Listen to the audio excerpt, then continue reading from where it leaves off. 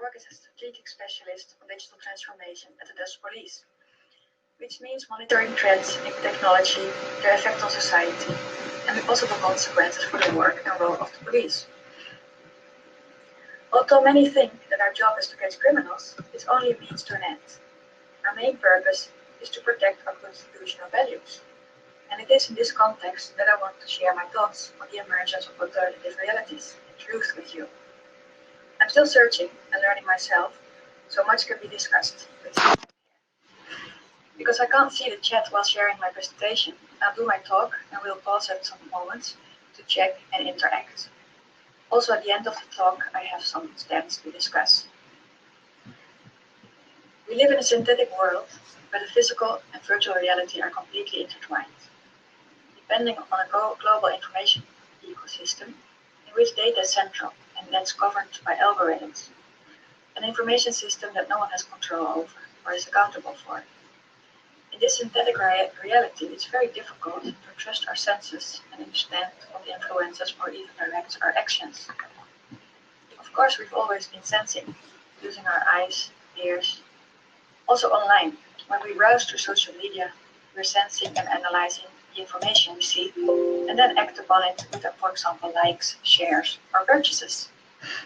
We also increasingly use smart devices to do the sensing for us, like facial recognition for easy boarding, and one of my favorites, the smart bin, that measures how full it is and, if necessary, plants itself on the route of the garbage truck, which leads to less CO2 emission and rubbish next to the containers. A great development. But today I want to focus on the dark side, given its undermining effects on our constitutional values and the consequences for trust and truth. Because behind the scenes of most individual applications, more is happening. At the same time as we process the information we sense online, the platform displaying the information is collecting data about us. The data collected with sensing application is mostly used for three purposes. First, to train systems, improving algorithms. But because the information is collected in a certain context, however, the big question is how reliable the data is and what kind of bias it contains. Take facial recognition and detection. You may have tried the special background option that Zoom offers. And in order to do this, the system must be trained to know where your head is. Bias towards whites in the training data leads to exclusion and discrimination, as this example shows. The data is also used for profiling, creating a digital twin personality of you, to better tailor information, products, and services to your needs. So on the one hand, algorithms are trained to produce the right action. On the other hand, profiles are created of you to tailor the action to what the system thinks is the right personal approach for you, leading to so-called information bubbles or filter bubbles, as you see in this example, where CNN adapts the headline to your country of origin. This happens not only online, also offline, as I will explain shortly by focusing on IoT. And last, but not least, given the consequences for trust and truth, the data can be used to generate synthetic media for positive application, but also for criminal and disinformation purposes, like deepfakes. To illustrate the emergence of information bubbles and alternative realities in the physical world, I would like to introduce this simple example of an office chair. Let's focus on this 8-story building in The Hague with flex workspaces. To prevent people from wandering about in search of a workplace on all 8 floors, you could use a smart chair that communicates if it's free or not. So you need to know where the location is of the chair and then add, for example, a pressure sensor to know if anything is sitting on it, anyone is sitting on it. But what if you get up for a moment? Or, you know how we Dutch are when we're on holiday. We get up early in the morning, put our towels on the chairs near the pool as to reserve them for later use. In the same way, we would put our bag on the office chair as to reserve it for the day. That's why very often the combination of sensors is used, like a temperature sensor to know if it's alive or dead weight on the chair, and some intelligence to interpret the sensor values. The recipe to give meaning to the combined sensor values and define the resulting status is what we call an algorithm. But when you think this really true, you might notice that it's impossible to make a chair smart, only based on sensing. There are always assumptions involved. Assumptions, norms, even opinions. Because what's the definition of available? Some companies might say that you can leave your seat unattended for only 30 minutes to go to the restroom or grab a coffee. Others will let you attend a 3-hour meeting while still keeping its status as occupied by you. My point is that alternative realities arise.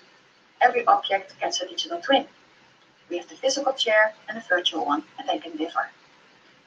The company, having the system as a filter, will say the chair was occupied at a certain time, while the person sitting at the next desk will see it empty. The algorithm, based on data, assumptions, and norms, decides what you see. So now not only do we have information built on the internet, they arise also in the physical world. And as I said, this is only a simple example to explain the workings. You can imagine that it's very important for us, the police, to understand these phenomena when we want to check an alibi. What's also changed is that where IoT mainly was used for maintenance and simulation purposes, now digital twins determine behavior in the physical world. The digital twin of the bin determines the route of the garbage truck. The digital twin of a glucose meter determines how much insulin one delivers. And when on autopilot, the digital twin of a boat, car, or plane determines its behavior. Digital twins have agency over our physical world. And I've added the example of the LA Times because the principle of having sensor data trigger automated actions, such as breaking news articles or the deployment of personnel, is a logical and current development at many organizations. As these objects get more senses, they become context aware. And where until now data about your behavior and movements were collected mostly online and by your phone, now every object and your environment are also collecting data. And we want this. We need smart health solutions at home. And a smart portable insulin pump can really improve the life of someone with diabetics. But it has a huge impact, especially because all this sensing and intelligence is becoming increasingly invisible, completely integrated. And I see two major accelerators in this domain. One is coalition, classification of daily life, an international standard which makes it possible to measure and classify our behavior. When I touch my left ear, it gets assigned a different number from when I scratch my head. And the other is the classification of sound, combined with microphones being introduced in ever more products. Take Pringles. I hope you all know Pringles, the chips. When you open the box, it has this typical plop sound. That sound has been classified, and smart devices around you can recognize the sound, trigger an ad for a dipping sauce on your smart TV. Now, to give you an idea of where we're heading, I want to show part of this beautiful Effective Things movie. You can find it on Vimeo. Really recommend you look it up.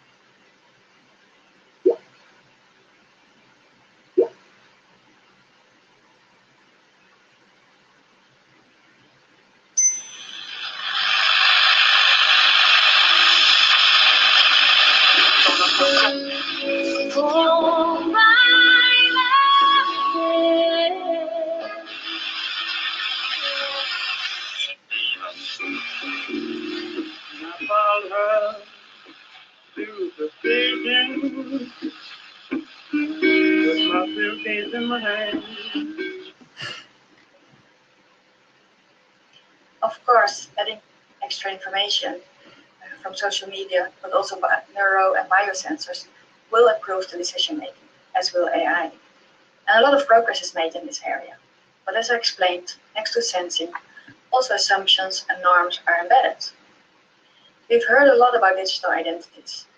And as police, we're also involved in creating an independent, decentralized trust infrastructure. But that's just one side of the equation. Most of the transactions we're part of, like in sensing, happen unnoticed, involving the creation of global identity beyond our control. This does impact our being and autonomy in many ways. Would we have listened to the radio otherwise? Will we hide feelings in our own home, afraid of what the machines will conclude and do? And worse, will this conclusion about our behavior be shared with others, to be combined with other data for profiling, deciding what kind of products, services, for what price we get, or we don't get offered? Or targeting and manipulating us with fake news when we are at our most vulnerable? Let me pause here for a moment, because this is also one of the things I'm really struggling with, thinking about. So let's take a moment to look at the chat before we continue.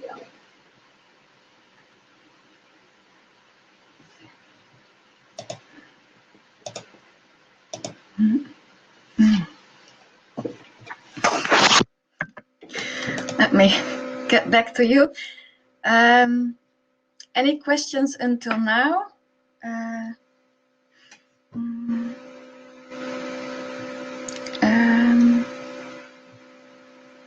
Okay, yes, sorry, Linda and Anna. I didn't see the chat until now. I can't see it when I share my screen. That's why I stopped now. I hope you could understand until now. And I will do the rest of the session live for you. Are there any questions until now? If you're talking about how the police will use this, of course, we do use forensic data from like smart TVs. When there is a criminal case, we will use it in our research. So we will use, when we have an investigation, we have suspects, we will collect data also from fridges, televisions, and those kind of things. And but that is under law, that we look at it. But one of the things we have to learn is that as the information we find in certain devices or on social media, they all have been collected in a certain context. And that context does not always comply with our research. It is not meant for that. For example, if we find online someone being phishing, posting photos on his Facebook profile, it doesn't mean that it is true, because he can post them just to make his wife think that he's been phishing while he's doing other things. So one of the consequences of all these algorithms, platforms, devices, it is that we need a lot more information and confirmations of information than before, because apart from the context in which they are collected, also the quality can be doubted. I'm one of the organizers of the IoT SenseMakers community. We organize presentations every month. And what I've learned is that a lot of companies struggle with sensing because the sensors they buy, even if it's expensive one, often don't do what they promise. So the quality of the data in itself, of the devices that are used, are also questionable. Any other comments until now? And then I'll start the presentation live. Let me see how I can do that.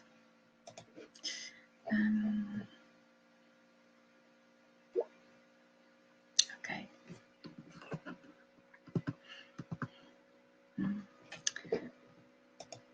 It means, again, I can't see the chats, or I have to, let me try if I can see it if I do it like this, if I can.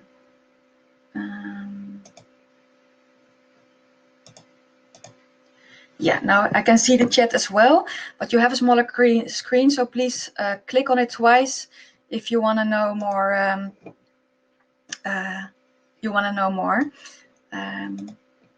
Let me see how I can go ahead.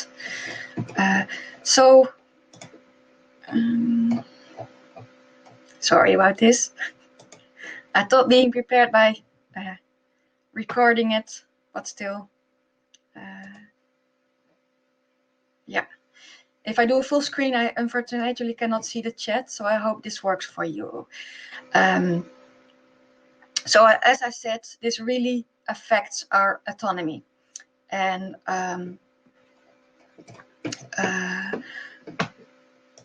in May 2019, last year, the United Nations University published a report on how warfare is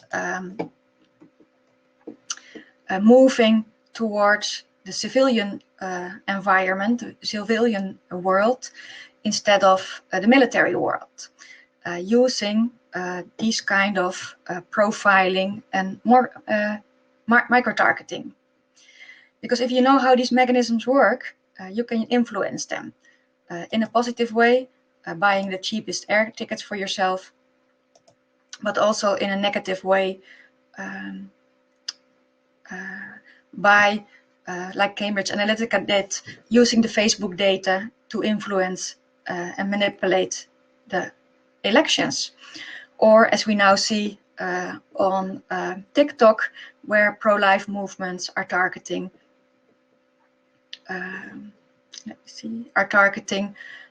young girls. And last week, also state actors are involved in this, like China and Russia. Privacy is therefore not about wanting to hide something. It's about autonomy, the ability and the space to be who you are and to form an opinion independently. And where profiling and micro-targeting originated on the internet, we now see the effects spilling over in real life, deciding what kind of treatment we receive, with positive effects, but also negative effects, affecting the already vulnerable groups disproportionately. And it is in this context that deepfake emerge.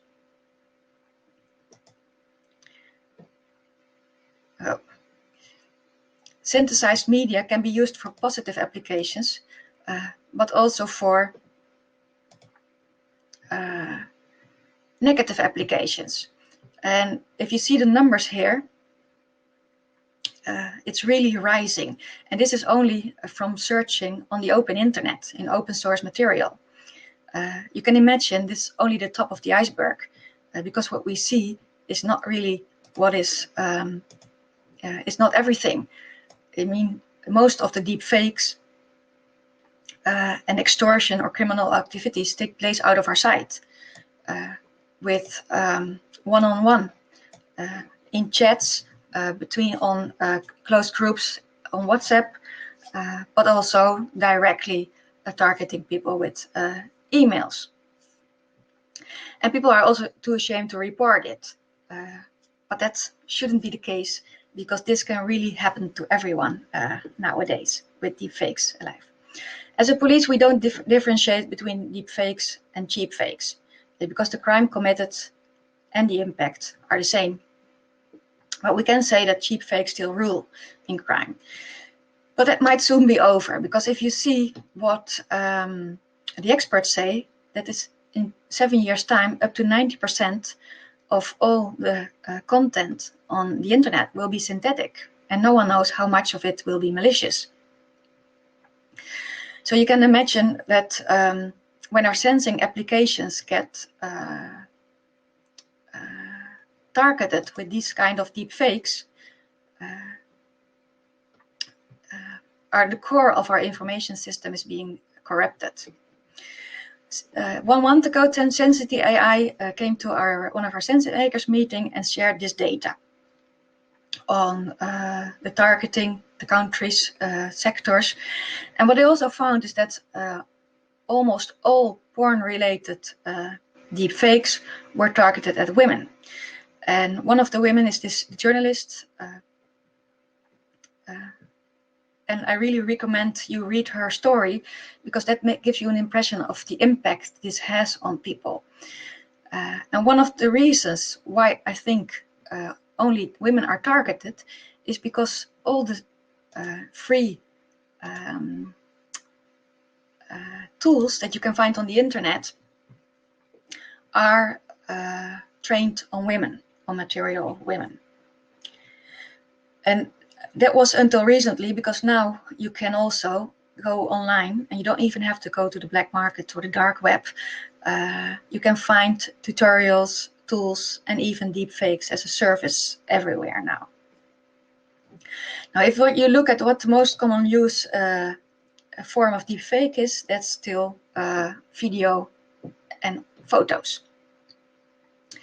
Most still porn, they rule the internet, but more and more you also see deepfakes used for criminal activities, scams, espionage, like this lady who used a fake profile photo and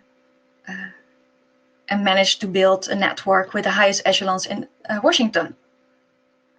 But also this Russian news agency that used fake journalists to convince other real journalists to work for them at the network. An identity can also be recreated for theft, to full access systems, or for historical falsification. There are many tools to manipulate images, and a lot are applied in the context of disinformation, such as happened here in the elections in Moldavia. On purpose, I use the term disinformation instead of misinformation. Disinformation is false information spread deliberately to deceive. This British energy company got scammed out of €220,000 after a deepfake phone call that they thought came from their boss of the German parent company.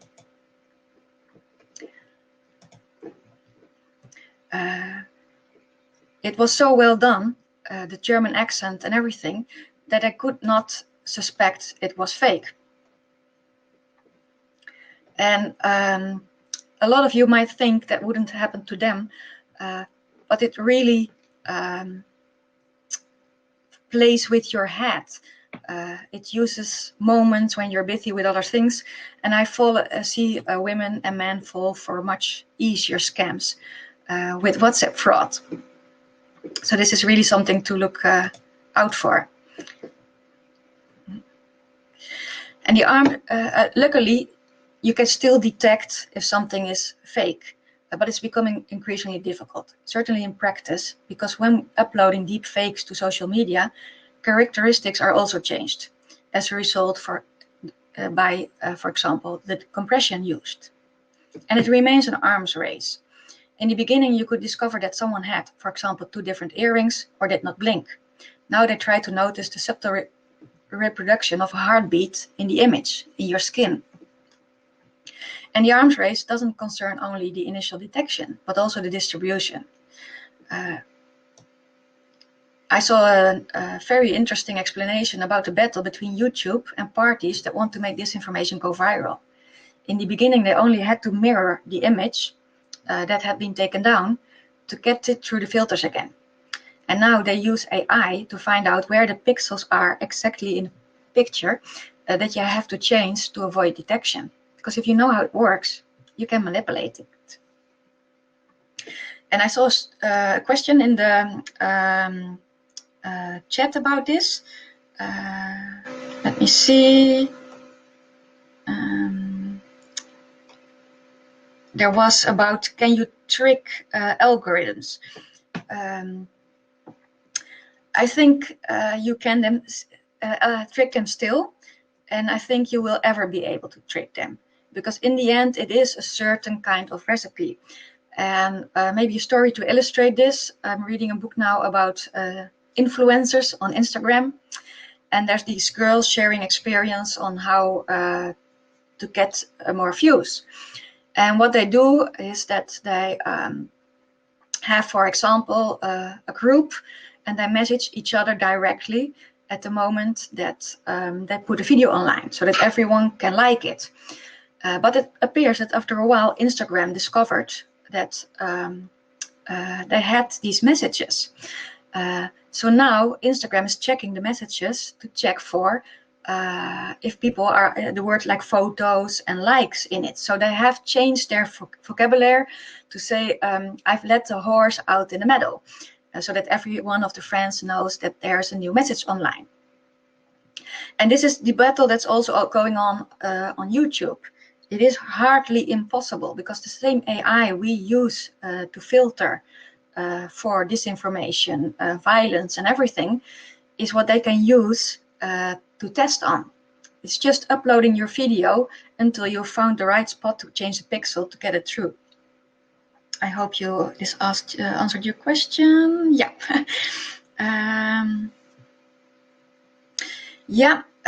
This is still happening with facial recognition, and I'll get back to that later, Linda. There are many possibilities to prevent facial recognition taking place. And a disposable yet official be used for to uncover deep fakes. I'll get back to that as well. So let me get to the next slide.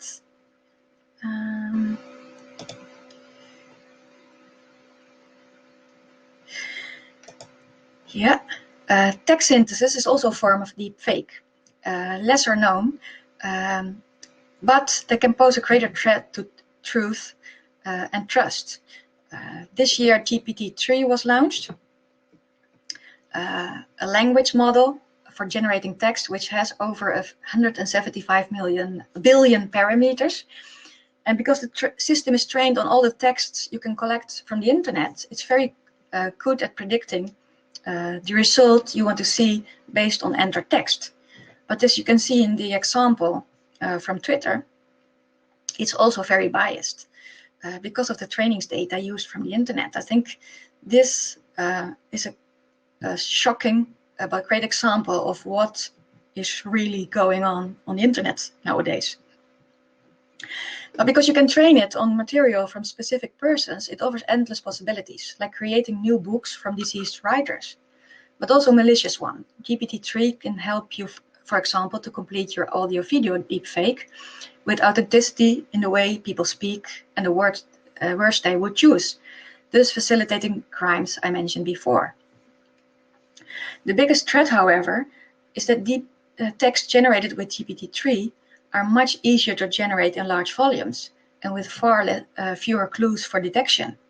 It's therefore not expected that this will be used to create incidents, scandals, such as with audio and video, but rather to create a web of lies in bulk, disguised as regular chatter on Twitter, Facebook, Reddit, and the likes. And seeing many people, of many different people, express the same point of view at the same time or at the same place, can convince us that everyone feels a certain way, regardless of whether the people speaking are truly representative or even real. In psychology, this is called the majority illusion effect. And this is, like I said before, they use a lot of psychological tactics to reach the right person and to create the right disinformation, deep fakes. And at this moment, it's still laborious to create the bots to do this. And they're often easy detectable, like on Twitter, because they use the same or similar long sentences that would not be used spontaneously by different people. But with GPT-3, AI will soon be able to generate original content on any subject, where other AI will comment on, thus resulting in big discussions with many participants, and even if it's AI talking, resulting on top of the search engines and news feeds. Because that's how our information ecosystem works, surfacing information based on engagement. And this is also what makes it very hard for us to debunk disinformation, especially in the future, or even having our own information found on the internet, online. especially because we, as a government, as a police, we want to stay neutral. We are the police of everybody, we always say. And that doesn't match with appealing to emotions in headlines and contents to get more views and to get higher in the rankings. So that's why deepfakes now are very relevant. It has a deep impact on trust. Trust that is already being eroded. By the way, let me see no messages. Trust that's already being eroded by the profiling and bias I was talking about before. So disinformation and deepfakes in this context are successful. Also because we suffer from this deep tendency to believe what we hear and see ourselves. That's how we are made. And they're designed to evoke emotions and the urge to act, at least with a like or a retweet. But when subjected to apparent injustice for long enough, without seeing anyone interfering or intervening, you could be pushed over the edge into action, like happened to this man in the Pizzagate. And we've seen it in the Netherlands with people burning down cellular poles because they think COVID is caused by 5G. And because we're all targeted in our own reality, we often see shielded from contradictory sources and fact-checking. What also plays a role is that unlike during the emergence of Photoshop, we cannot go back to the raw material, the original person or the source, because there is no raw material. So what to trust? And what's different is that now our physical being, our behavior, our biometrics are increasingly digitized. So take my advice, do not use biometric as a password or for access control. AI can hijack your biometrics and all it needs is some training data and the amount required is declining. Let me see here. What concerns people most in the context of deepfakes is the so-called liar's dividend. The ability for people to claim that real events are fake and without impunity. They can just say it. Look at the way disinformation is spread and normalized in the run-up to the elections in the United States. Even the president is using it, thus totally eroding trust and truth and creating room for the liar's dividend. And I think politicians also have an interest in this. Because when everybody is lying, truth becomes irrelevant. And we tend to follow the people whom we believe to lie in our interests. So you just have to make believe that you're lying in their interests and you have more followers. But when real proof can be easily dismissed as deepfake technology, the power of journalism, police, judges, in fact the foundation of our rule of law disappears. So we'll have to find a way to prevent this. For the police, apart from our concern with these developments, eroding trust also means that more proof will be demanded.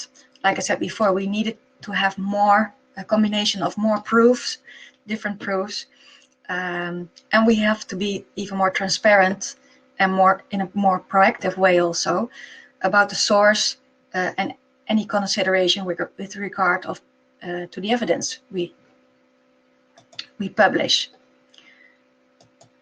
So to sum it up, and let's also get back to the chat.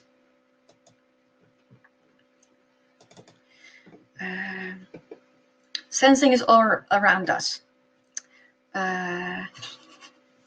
Sensing is all, yeah, I'm sorry, I'm seeing the remark on biometrics, no biometric for a password.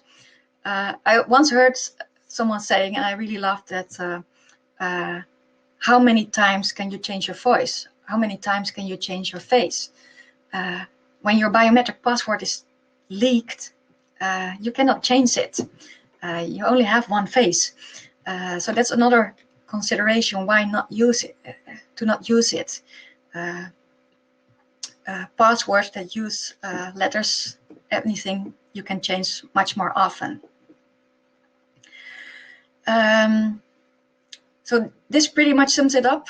and I've added this quote from this defected KGB officer, because I think they were really had foresight. And the world has worked out in such a way that they now have a whole information ecosystem, platforms that even help them get more effective in manipulating people.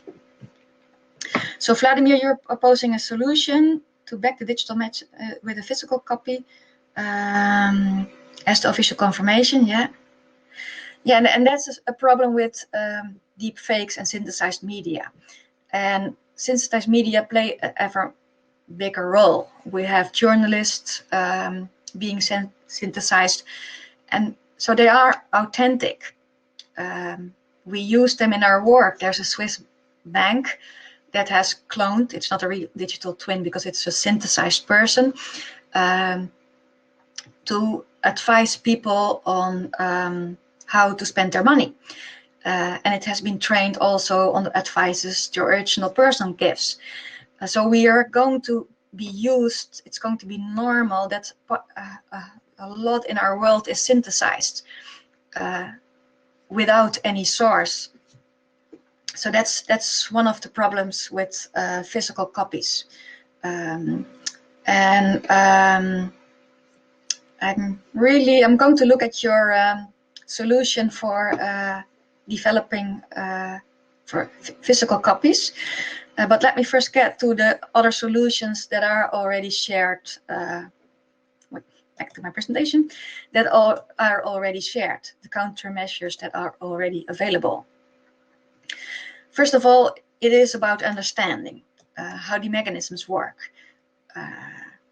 We need to take more time for reflection, research, and consultation on everything we see or read or hear.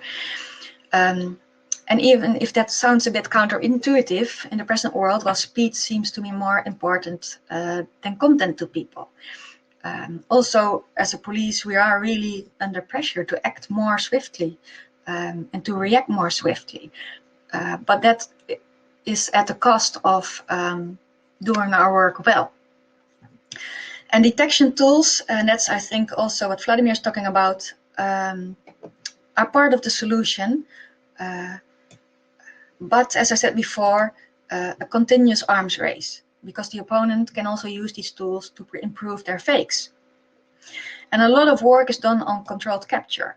They're also using the blockchain for that. Provenance, adding proof of authenticity.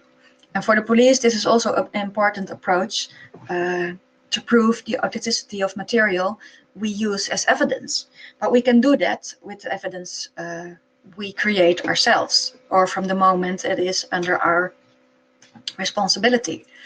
But when you look at the society as a whole, there are many downsides to provenance. For example, for activists in less democratic countries, because it also leads to more surveillance possibilities. And although an important contribution, source and message authentication, it's not enough. Compared to the blue check mark for a verified Twitter account. It verifies the person sharing the content, as long as Twitter is not hacked. But as we've learned, it does not tell us anything about the veracity of the content of the message. So technology won't solve our problems, but it would help if the tech world would change our information system to optimize for something better than attention or engagement. And what we see is that, and what really bugs me, is that vulnerable groups are disproportionately victimized by these technologies. Bias is simply deep-rooted in the available data, as GPT-3 shows. And well, to be honest, I think as a government, we are still quite ignorant. And therefore, I'm not a big promoter of smart cities and the use of this kind of text, because we don't understand the origins. And a lot of the suppliers, that's also what I learned at the SenseMakers community, a lot of the suppliers don't even know what they're selling. They're using algorithms, like the example I showed from Google. Google has algorithms that you can use, for example, to detect violence on your website. But like that artist in the sheet I showed found out, is that it's really biased. So everyone is trusting, in the end, very often on the same source that is biased. And I'm really happy, like the city of Amsterdam is really taking steps in this area and has also presented on it, that we're becoming more accountable and deciding on not to use tools as long as we don't know about the transparency, how the algorithms work, how is it trained, with what data is it trained, and if not transparent and understandable, let's not use it. Well, that was my something that's really on my heart. Susceptibility plays an important role as well, and it's increasing in these insecure times. With COVID, all the fake news around. So there's still plenty to gain in creating more awareness, reducing media literacy. And based on our commitment to protect the Constitution, I also see a role for the police there. As an organization, but also as individual connectors in society. I may be naive, but I believe that when things fall apart, people turn to real people for trust. And of course, as a first defense, I would say, be careful with your data. Do you really need to share? Buy those voice assistants or use that app. It's all about convenience, but convenience comes at a cost. And luckily, you see clear counter movements. That was one of the questions. Yeah, there have many initiatives to help protect your data. And like in Singapore, they have developed a tool that recognizes objects in your pictures and makes them unrecognizable for object detection tools. Same accounts for faces. We have Folks, which is now downloadable as well, which you could use to protect your photos from being used for face recognition. And there's a lot of work going on in fooling facial recognition systems. For example, by spoofing. We have McAfee, they did a research on spoofing on facial recognition system, and they succeeded in developing the algorithms to create images that were recognized by people as person A and by the facial recognition system as person B. So there you see that you have a lot of tools coming into the market next to all the things you can use, paint or whatever on your face, as to reduce the way to be recognized.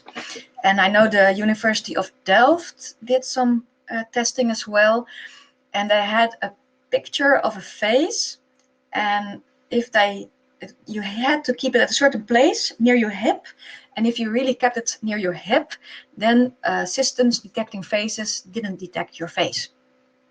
So there's a lot of tools becoming available. And yeah, it might be strange that working for the police, I'm also a promoter of this kind of developments, but it is a cultural change going on inside the police. We have now also portfolio holders, it's called, someone who's responsible for ethics, because we are really starting to realize that if you look from the perspective of the constitutional values, we should take upon ourselves a role to protect privacy and to protect profiling, next to securing digital identities, trusted digital identities, and trust frameworks and infrastructures. See if there is another AI Now. Yeah, AI Now rule. Thank you. AI Now is one of the institutes that's really admirable and want to follow because they have a lot of examples that show bias in several systems, and we try to learn from it also. They're really doing good work there. Yeah. And other questions, effectivity is promoted by government and doesn't help to understand this world. Yeah, Marianne, you're completely right. It is, like I said, we're very ignorant and coming from times where efficiency, effectivity were our main purpose, our main goal, not spending too much money from the citizens, but it's a struggle when you see what we're really here for. So if there's no questions anymore, please, I'm looking at the chat now, so put your questions there. And I have some stands what I would like your opinion on. Because what I've really been thinking about is that if you are in one of those bubbles, you can really demand yourself if there is still an objective truth about how things go. I was also triggered by this. So let's start with stand 1. If you agree or not agree, please put it in the chat. I was also triggered by this lecture from someone who is in virtual reality and augmented reality, and asked him about the future, where the money is going. And he explained to me that the big money is going into augmented reality and pupil tracking. Because we now have the glasses, but soon we will have contact lenses that allow for augmented reality. And those will mean that I can, when walking down the street, I can filter out all my ex-boyfriends or the candy stores or whatever I don't want to see. And that really means that also in the physical world, there is no objective truth or witnessing anymore. So I'm very curious if you have any opinions on that.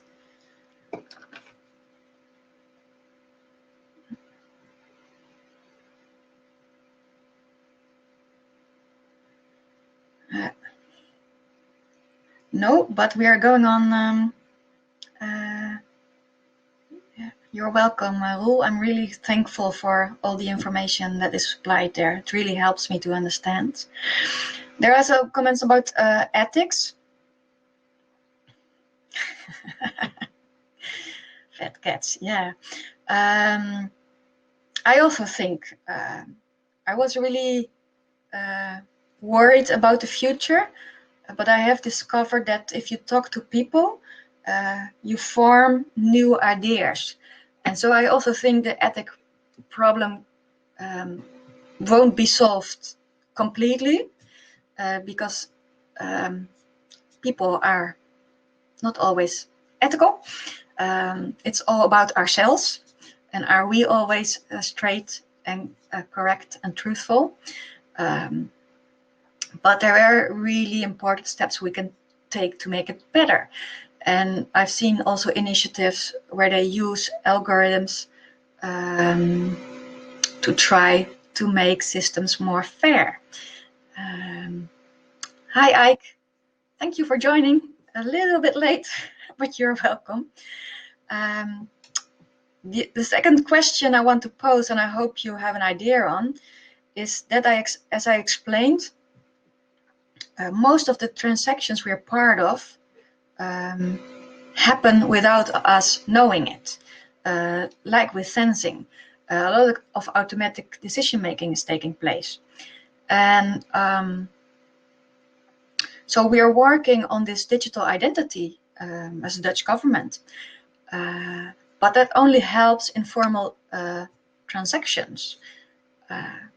So do you think this is a correct assumption of me?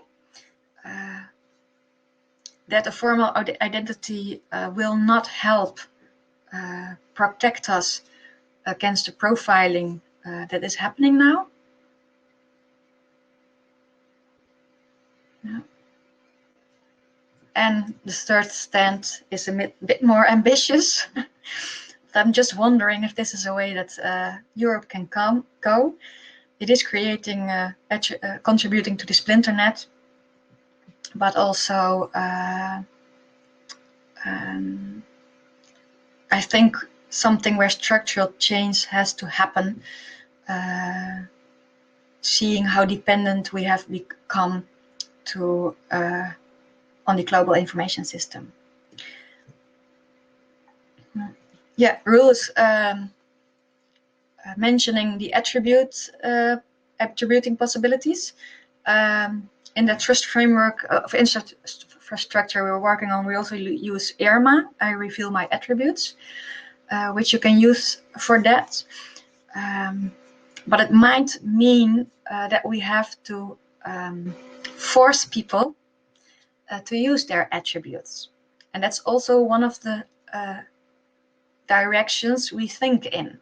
First, the system has to prove itself, but we also want, in the context of a cybercrime, talk to like eBay, the big web shops, that it can for them as well be an extra safety, also protecting the people, if they would use only attribute-based profiles, identities. But the problem is that they have calculated that it costs them, how much it costs them if people have to do one extra click. So we can only introduce attribute-based profiles when the whole economy would change towards that. AR is absolutely not personal data. I think I'm going to stick this. Thank you, Vladimir. I will look into all these links you've provided. If there are no more comments, then I also would like to thank you all for listening and maybe give you the chance to grab a cup of coffee before the main stage starts, so that you can just move there. And Rule, also, if you want to reach out to me, in the beginning I shared my Twitter accounts, but you can also find me on LinkedIn. Please do connect. I would be very interested to learn more about your experiences, so do share them. And thank you for now. I will be here until 1 to check the chats if you have anything else to add. And if not, take a little pause before going back to the main stage. Thank you very much and enjoy.